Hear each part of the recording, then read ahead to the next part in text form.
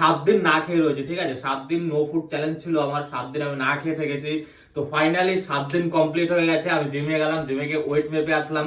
Result তোমরা দেখতেই পেয়েছো। রেজাল্ট কি ছিল ভাই? 77 কেজি থেকে আমার 71.40 হয়ে গেছে, মানে এতটা ওয়েট কমে গেছে।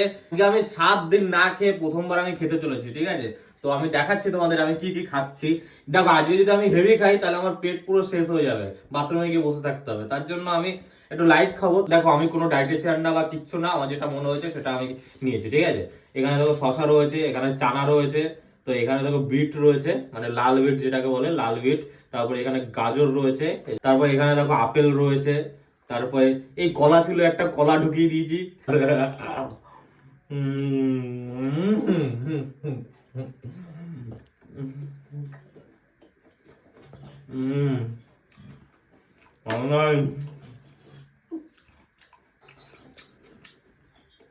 হেভি লাগছে খেতে, ভাই হেভি লাগছে।